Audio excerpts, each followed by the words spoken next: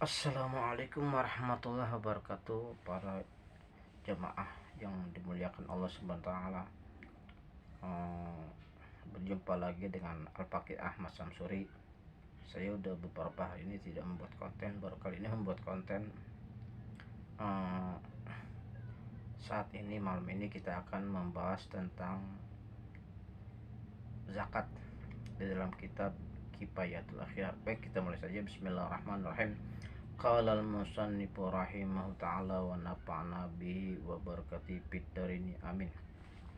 Syekh Abu Suja berkata, tajibul zakatu fi khamsati asya, al-mawashi wal athmani wal zuru'i wal thimari wa urudit tijarah. Orang Islam wajib membayar zakat dalam 5 hal, yaitu binatang ternak, harga barang atau emas dan perak, hasil tanaman, buah-buahan, dan barang dagangan. Lafaz zakah menurut bahasa berarti tumbuh dan berkah serta banyaknya kebaikan. Dikatakan zakat zara'u tatkala tanaman itu tumbuh, dan apabila dikatakan zakat fulanun berarti si fulan itu banyak kebaikannya. Zakat menurut syara ialah nama dari sejumlah harta tertentu yang diberikan kepada golongan tertentu dengan syarat-syarat tertentu. Dinamakan zakat karena harta itu bertambah atau tumbuh disebabkan berkah dikeluarkan zakatnya dan doa dari orang yang menerimanya. Ini sudah jelas, saya nggak perlu jelasin lagi, ya kan? Zakat itu, ya kan, dimakan zakat karena harta itu terus bertambah atau bertumbuh, ya kan? bertumbuh, berkembang atau bertambah, ya kan? Dan makan zakat. Allah Ta'ala berfirman, wa ma ataitum min zakatin turiduna wajhallahi faulaika humul mud'ifun. Segala sesuatu yang kamu tunaikan dari zakat dengan mengharapkan keridhaan Allah Subhanahu wa taala, orang-orang yang demikian itulah yang akan dilipatkan hartanya. Kewajiban zakat itu ditetapkan berdasarkan dalil Al-Quran dan sunnah serta ijma para ulama. Allah Ta'ala berfirman, wa atuz zakah, maka tunaikanlah zakat. Di antara ketetapan as-sunnah ialah bunyal islamu ala khamsin, Islam itu didirikan atas 5 hal, dan di antara 5 hal itu ialah salah satunya zakat. Oleh karena itu zakat merupakan salah satu dari rukun Islam. Karenanya barang siapa yang mengingkari zakat adalah kufur atau kafir. Kecuali apabila baru memeluk Islam, maka ia hendaknya diberitahu begitu. Dan barang siapa yang menahan zakatnya atau tidak mau menunaikan zakatnya, sedangkan ia mengiktikadkan akan kewajibannya, zakatnya itu boleh diambil dengan cara paksa. Jadi orang yang nggak mau ngeluarin zakat, ya kan, sedangkan dia mengiktikkan ada kewajiban baginya, zakatnya boleh diambil secara paksa. Zakat ada 2 macam. Yang pertama zakat yang bertalian dengan badan atau orang Islam maksudnya, yaitu zakat fitrah. Di belakang nanti insya Allah akan dibicarakan mungkin. Yang kedua zakat yang bertalian dengan harta. Inilah yang disebutkan oleh pengarang atau musannif berikut, nanti akan dibicarakan secara terperinci pada pembahasan masing-masing insya Allah. Wallahu a'lam. Baik, kita lanjutkan lagi. Syekh Abu Suja berkata, ammal mawashi fatajibu zakatu fi salasati ajnasim minha wa hiya ibilu wal baqaru wal ghanam. Adapun pada binatang ternak, kewajiban zakatnya pada 3 jenis binatang, diantaranya itu unta, lembu, dan kambing. Dalil tentang kewajibnya zakat pada 3 jenis itu ialah ijma dan lain-lain. Jadi sudah dijelaskan di depannya. Hikmah mengenai pengkhususan itu adalah banyaknya populasi ketiga binatang itu. Itu kan tadi kan unta, lembu, kambing. Banyaknya berkembang biak dan banyaknya manfaatnya yang dapat diambil, dan di samping ketiganya itu dapat juga dimakan dagingnya, ya kan? Jadi dapat membantu orang lain, ya kan? Itu hikmahnya daripada zakat, ya kan? Banyak binatangnya terus berkembang biak, dagingnya bisa kita manfaatkan, kita bisa makan, ya kan? Kulitnya bisa kita manfaatkan juga. Selain daripada itu, menurut asalnya zakat tidak wajib atas selain ketiga binatang ternak tersebut, kecuali tetapnya dalil yang khusus, ya kan? Dalil yang khusus tadi kan. Syekh Abu Suji berkata, itu wujubiha sittatu asya, al-islamu wal hurriyatu wal milku tamu wan nisabu wal haulu was saum. Syarat satu wajib zakat itu ada 6, yaitu Islam, merdeka, milik yang sempurna, nisab, haul, dan pengembala, ya. Tatkala keenam syarat tersebut telah terpenuhi, tidak ada perbedaan pendapat mengenai kewajiban zakatnya. Kemungkinan besar ijma telah terjadi dalam hal ini. Perkataan musannif atau pengarang, Islam itu mengecualikan kufur, ya, orang kafir maksudnya. Jadi apabila orang kafir itu kafir asli, kafir turun menurun maksudnya, adalah tidak wajib zakat. Karena pemahaman terhadap perkataan Abu Bakar As-Siddiq, ya, radhiyallahu anhu, inilah fardu sedekah yang difardukan oleh Rasulullah SAW kepada para muslimin. Dan karena orang kafir tidak dituntut berzakat kepada masa kafirnya, kufurnya, dan juga tidak setelah masuk Islam, maka hal itu serupa dengan sholat. Jadi orang kafir tidak zakat, ya tidak sholat juga, tidak ada kewajiban untuk melaksanakan sholat. Adapun bagi orang yang murtad, orang murtad nih, maka tidak gugur daripadanya apa-apa yang diwajibkan atasnya pada waktu Islamnya. Jadi orang murtad nih tidak gugur kewajibannya untuk membayar zakat, ya kan, pada waktu di masa Islam. Adapun jika telah lewat setahun pada hartanya dalam masa murtadnya, kan, dalam hal ini tidak ada khilaf atau perbedaan pendapat. Yang sahih didasarkan atas kaul-kaul pendapat-pendapat mengenai milik orang murtad. Yang sahih, harta orang murtad itu ditangguhkan. Jika ia kembali kepada Islam, ia wajib zakat. Jika tidak, maka tidak ada kewajiban zakat. Orang murtad nih, ada kewajiban untuk bayar zakat. Kalau dia balik lagi masuk Islam, ada kewajiban bayar zakat. Tapi kalau dia murtadnya terus menerus, dia jadi orang kafir, maka tidak ada kewajiban untuk membayar zakat. Nauzubillah min dzalik.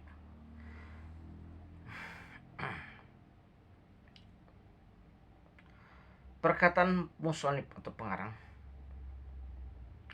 ia merdeka. Maksud merdeka ini apa?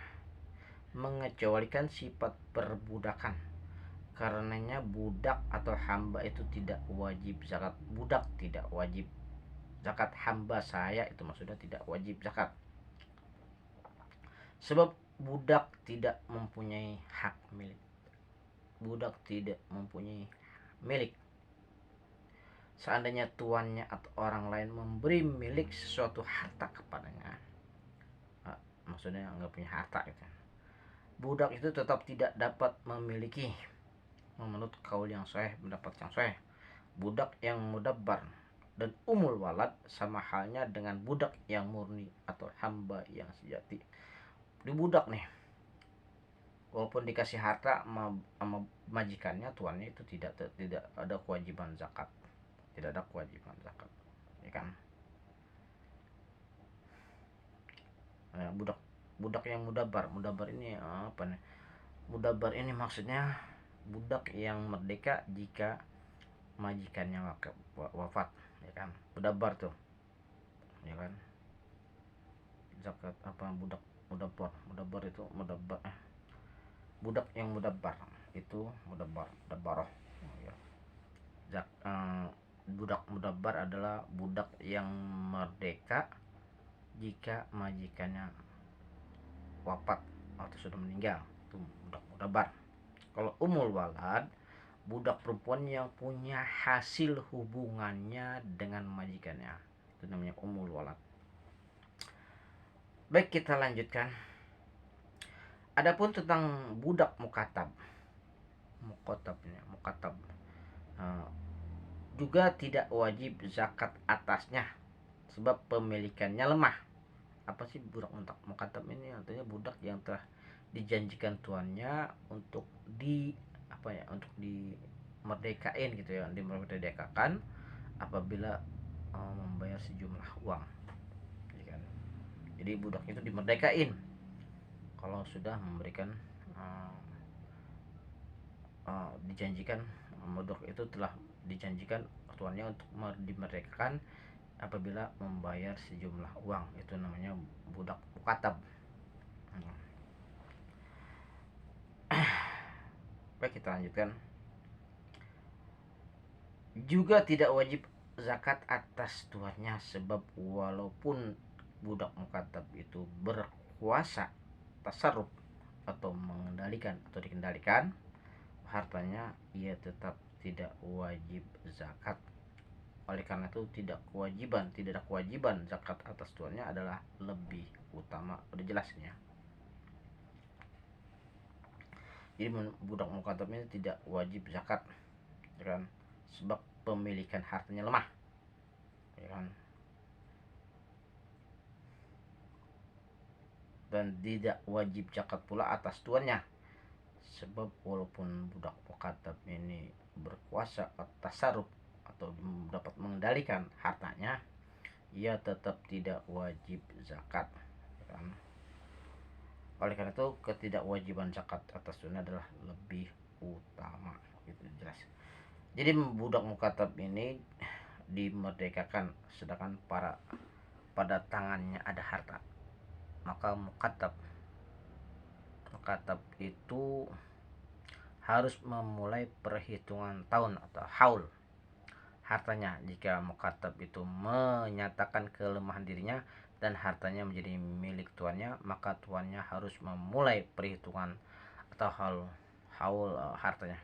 Perkataan musannif atau pengarang milik yang sempurna itu mengecualikan milik yang lemah, karenanya milik yang lemah itu tidak wajib zakat. Kejelasan lemahnya milik itu dengan menyebutkan beberapa gambaran. Apabila hartanya itu jatuh dalam tempat yang sia-sia atau dicuri orang lain atau dighasab atau dirampas,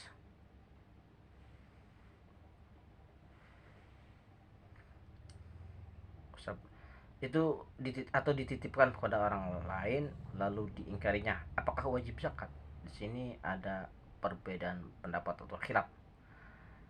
Menurut qaul qadim, pendapat yang terdahulu, tidak wajib zakat karena adanya kelemahan milik, ya, sebab tidak ada tasarruf atau pengendalian atau dikendalikan, jadi menyerupai dengan harta budak mukatab. Menurut qaul jadid, pendapat yang baru itu malah yang jelas adalah wajib zakatnya menurut pendapat yang baru, sebab milik orang itu tetap pada dirinya, kan. Dalam hal qaul jadid ini tidak wajib zakat sebelum harta itu kembali, ya, sehingga seandainya harta itu rusak pada masa terhalangnya atau tidak bisa diambil, maksudnya setelah terlewat tahunnya, maka kewajiban zakat menjadi gugur, ya. Baik, kita lanjutkan. Di antara contoh milik yang lemah adalah piutang yang tetap atas tanggungan orang lain. Piutang yang demikian itu terbagi dalam beberapa keadaan. Pertama, keadaan piutang itu tidak lazim atau tetap seperti harta cicilan dari budak mukatab. Oleh karena itu tidak wajib zakat karena adanya kelemahan milik. ya kan. Keadaan piutang itu tidak lazim atau tidak tetap. Eh,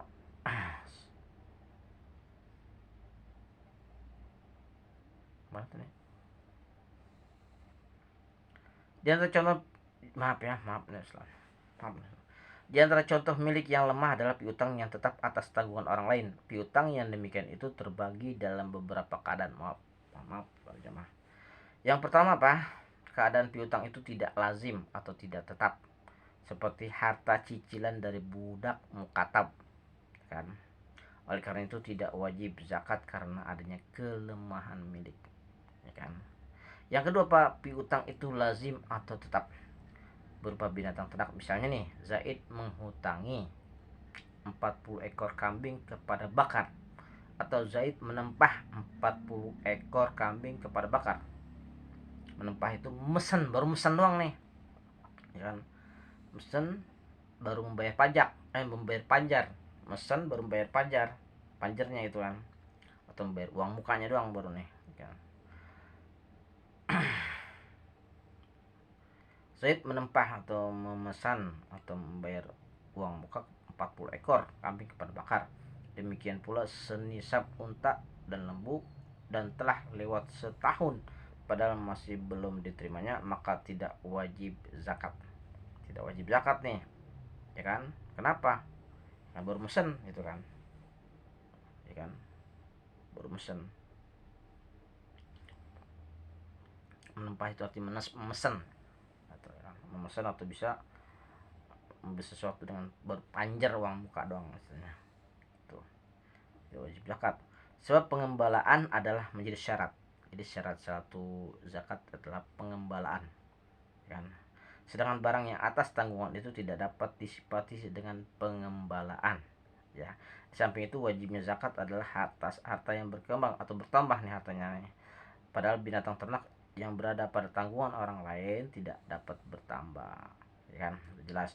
Berbeda halnya dengan dirham atau uang yang tetap atas tanggungan, karena kewajiban zakat dirham itu adalah keadaan dirham itu siap dikendalikan. Beda lagi dengan uang, ya kan?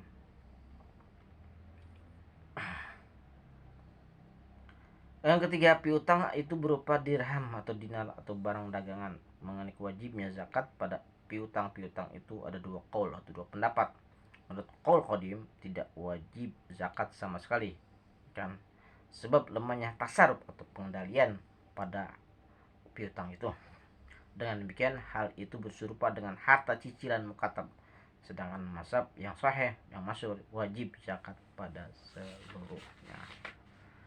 Perincian kaul atau pendapat tersebut adalah sebagai berikut. Jika si piutang nih itu sukar penagihannya karena kefakiran orang yang berutang, pelitnya orang yang berhutang, dimintain susah gitu kan. Oleh karena itu orang yang berhutang mengingkarinya, dan orang yang berpiutang atau orang yang ngutangin maksudnya tidak mempunyai bayinah. Bayinah itu saksi atas orang yang diutangi, atau karena mengulur-ngulur waktu pembayaran, atau karena bepergian, maka harta piutang itu hukumnya sama dengan barang yang dighasab. Ya kan? Di atas telah dijelaskan. Jika tidak sukar penagihannya karena piutang itu berada pada orang yang kaya atau dan mau membayarnya, atau berada pada orang yang mengingkari hutangnya, tetapi orang yang berpiutang atau orang yang utang yang mempunyai saksi atau bayinah atas orang yang berhutang, maka dalam hal ini dilihat dulu. Jika piutang itu telah sampai waktu pembayarannya, wajib zakat dan wajib menunaikannya. Jelas ya. Pada ketika itu juga. Jadi, sebab harta itu adalah harta yang telah ada. Tapi jika piutang itu bertempo jatuh tempo, hukumnya sama dengan barang yang digosok dan tidak wajib mengeluarkan zakatnya sebelum diterimanya menurut kaul yang sahih, pendapat yang sahih, ya kan? Wallahu alam bisawab. Mudah-mudahan ini ada manfaatnya. Kacamatanya nih nggak beres banget nih. Lebih kurangnya mohon maaf apabila ada kalimat-kalimat yang berkurang, masa ada yang kurang berkenan, ya. Kacamatanya nggak beres banget nih. Dilap nih. Mohon kiranya para asatiz untuk meluruskannya. Mudah-mudahan ada manfaatnya khususnya buat al-fakir dan umumnya para jamaah sekalian. Akhir kalam wabillahi taufiq wal hidayah. Assalamualaikum warahmatullahi wabarakatuh.